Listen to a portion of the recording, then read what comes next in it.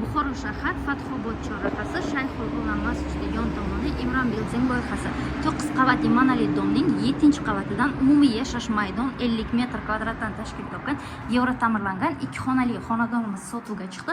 Ayni paytda kuxnya qismida turibmiz. Gazoviy plita, вытяжка двухконтурный kotellarimiz o'rnatilgan, ochiq balkoniga ham ega.